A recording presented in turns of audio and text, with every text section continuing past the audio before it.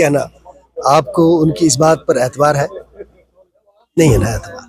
बात यह है कि सजाद साहब सियासत को कुछ ओवर डू कर रहे हैं। सजाद साहब का जम्मू कश्मीर की सियासत में एक स्टेचर होना चाहिए, एक स्टेटस होना चाहिए, और एक ऐसी फैमिली से आते हैं वो जिनका जम्मू कश्मीर की सियासत में एक रोल रहा है। आपको हज़ार इख्तलाफात हो सकते हैं, लेकिन आप उस रोल से इनकार नहीं कर सकते। मैं एक छोटा सा सियासी वर्कर होने के नाते सजाद साहब से बेहतर सियासत की तवक्को रखता हूँ। ये मुझे बताएं कि जितनी भी यहाँ सियासी जमातें इलेक्शन लड़ रही थी, अगर उन सब का इलेक्शन मैनिफेस्टो देखें तो वो नेशनल कॉन्फ्रेंस की तरह था। सब ने बिजली की बात की थी, सब ने गैस की बात की थी, सब ने रोज़गार की बात की थी, सब ने उन कानून कवानीन की बात की थी जिसको आप PSA कहते हैं। तो उन लोगों ने भी तो यही बातें की थी जो हमने की है। फ़र्क इतना है कि लोगों ने नेशनल कॉन्फ्रेंस पर एतबार किया।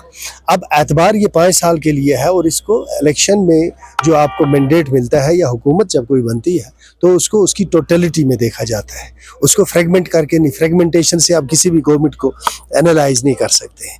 आप फ्रेगमेंटेड मैंडेट नहीं था, मैंडेट एक बड़ा वाज़ेह मैंडेट था, और इसको आप इसके 5 साल के तनाजुर में देखें। एक बात। दूसरी बात यह है कि जो नेशनल कॉन्फ्रेंस का मैनिफेस्टो था उसके पीछे भी एक और कमिटमेंट थी, ऑनरेबल प्राइम मिनिस्टर साहब की कमिटमेंट थी।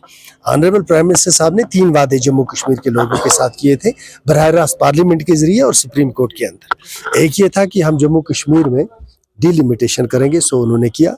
दूसरा उनका वादा ये था कि जम्मू कश्मीर में हम इलेक्शन करेंगे, सो उन्होंने किया। तीसरा वादा उनका ये था कि हम स्टेटहुड बहाल करेंगे, जिस वादे का हम इंतज़ार करते हैं। मैंने परसों भी कहा, मैं आज भी ये बात कहता हूँ कि हमने प्राइम मिनिस्टर के उस कमिटमेंट की बुनियाद पर अपना मैनिफेस्टो तैयार किया था। और जब आपके मुल्क के ऑनरेबल प्राइम मिनिस्टर कोई कमिटमेंट करते हैं तो फिर जाहिर सी बात है कि नेशनल कॉन्फ्रेंस हो या बाकी तंजीमें, हम ये भरोसा और ये तकिया लगाए हुए हैं कि जब वो अपना वादा पूरा करेंगे तो 5 साल के बाद जब हम लोगों के पास जाएंगे तो लोग उस वक्त हमारी इज्तिमाई कारकर्दगी को जहन में रख के हमारे हवाले से फैसला करेंगे। तंजीमों की पॉपुलरिटी कोई ऐसी चीज़ नहीं होती है कि जो एक पहाड़ की तरह हो कि ये हिलेगी नहीं, कभी ऊपर जाती है कभी नीचे जाती है। लेकिन इस वक्त भी नेशनल कॉन्फ्रेंस आपको यहाँ एक बहुत बड़ी ताकत की सूरत में नज़र आएगी, और इलेक्शन के नतीजा ये साबित करेगा कि अपोजिशन वाले जो कहते हैं वो बात दुरुस्त नहीं है। तो नेशनल कॉन्फ्रेंस के लिए इलेक्शन लड़ना और इलेक्शन जीतना कोई मुश्किल काम नहीं है।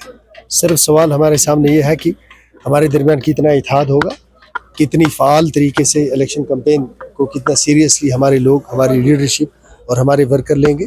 तो मुझे कोई ऐसी वजह नज़र नहीं आती कि यहाँ पर आगा साहब इलेक्शन ना जीत सकें। मैं बड़ा पुरुमीद हूँ कि इंशाअल्लाह ये इलेक्शन आगा साहब जीतेंगे, और इतना ही नहीं है, मुझे ये भी उम्मीद है कि आगा साहब आने वाले वक्त में हुकूमत का हिस्सा